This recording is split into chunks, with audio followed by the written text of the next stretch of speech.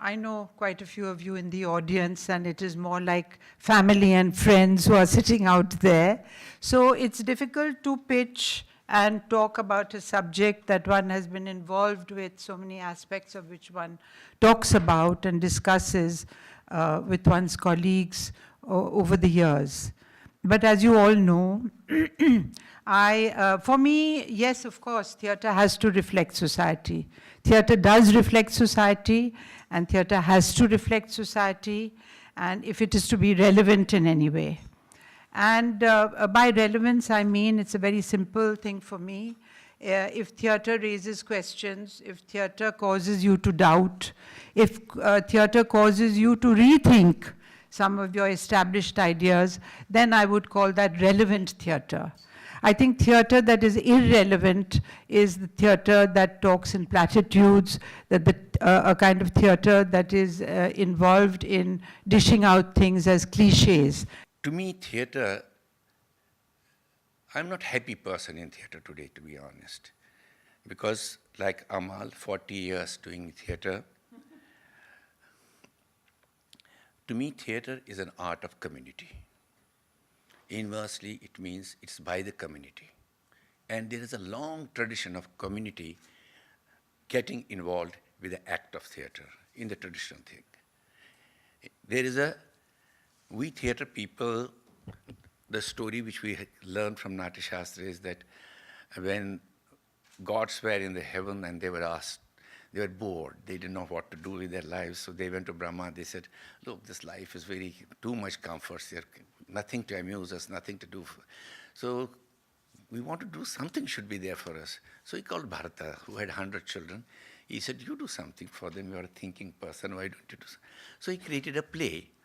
And when he created a play, gods were invited to watch the play. And they didn't like the play. MK and Amal have basically spoken about theatre as viewed by directors. And I'm going to take this discussion more towards what a layman perceives theatre to be. I will commence with a quote on theatre by Kenneth Tandon, who said that no sane theatre is possible or can flourish unless there is an umbilical cord between what is happening in the world and what is happening in society. So both have a symbiotic relationship. I mean, theatre is a reflection of society that we've established. And it also mirrors and recreates life as we go along. Every playwright writes about issues that have impacted society during the time and era in which they have lived in. I thought, the subject is actually a bit of a tautology as far as I'm concerned. Theatre, a reflection of society. Of course it is. Even if you take an ancient play from Greece and do it today, the actors who are doing it, the director whose vision guides them, is going to be about the society that they are. Even if they try to be imitative of Western play, or they will end up reflecting our own society, willy-nilly, consciously or unconsciously. It is in the choice of the play that they do.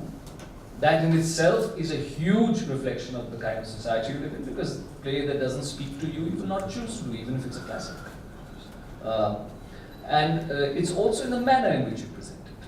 It inevitably comes down to what you are, who you are, because the theatre, by definition, is playing with the human body, the human voice, and it is the human being on stage who represents whatever is to be represented.